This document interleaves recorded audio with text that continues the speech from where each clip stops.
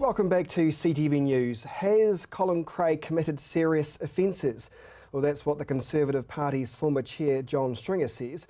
A short time ago, I spoke with him. So your beef with Mr Craig now is that he's breached election rules? Well, it's actually been a concern that several party members have had, and we've actually been looking into this for quite some time before all the other stuff came up. Have you approached Mr Craig over these?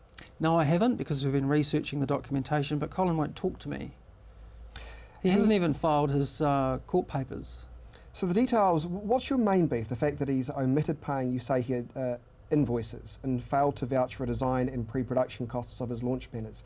It doesn't sound like the smoking gun perhaps it was supposed to be, or is it? Well, he's actually over the cap, that's the first thing. He's omitted big ticket items on his expenses return, and he's falsified returns for 5 other M30 returns in 5 other electorates. So he's moved lesser expenses into other electorates and shifted things around to keep electorates under cap, using East Coast Bays as a collecting place for different expenses. And that's an illegal practice, and it's a corrupt practice. So you allege these serious practices, but why not have a conversation with him and whoever's left of the board and say what's going on here, as opposed to go public? I've tried. We've had more than 6 meetings with the board to try and get Colin to talk about these things, but he refuses to attend. I've texted him and said, look, why don't we sit down and have a coffee and let's talk this out man to man. I suggest we have a Yalta conference. No reply. The only people I've heard from are his solicitors saying they would file papers within 48 hours. That was 2 weeks ago. So he's very, he just won't communicate.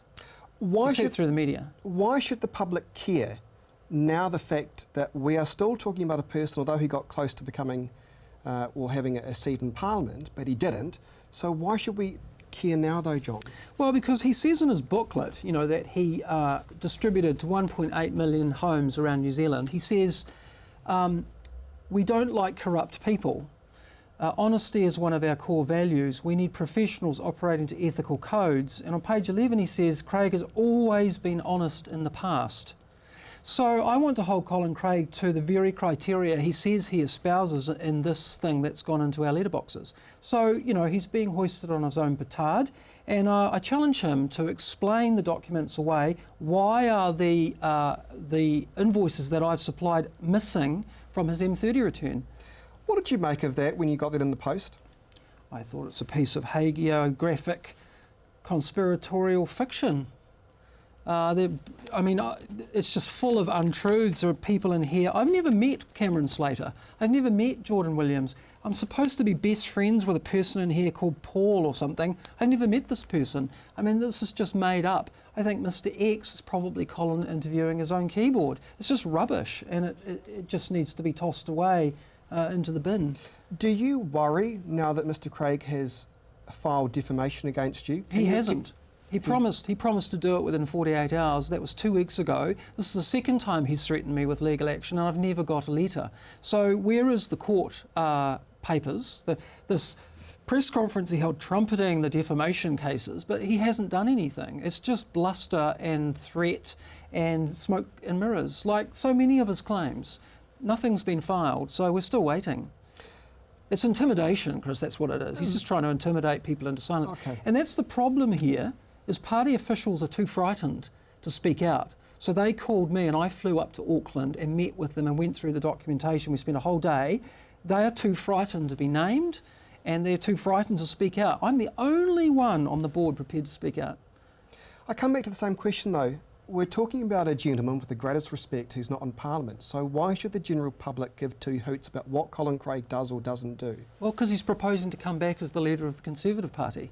He's not accepting that he's resigned. So do you suspect that he still has a great support mechanism behind him for him to be able to achieve that? Because if you didn't, you probably wouldn't bother with this right now. Well, he's hijacked the party database, and he's hijacked all the resources. The board cannot get access to the resources that belong to us, and he's putting out updates as the leader. If you read this, page 3, he still refers to himself as the leader of the Conservative Party. Is he? Yes. Well, no, but is he the leader of the Conservative Party? Who on earth is? Well, we're not sure, because Colin didn't mean to resign on the 19th of June. Do you want this job? No, not necessarily. The party, I want to salvage the party first.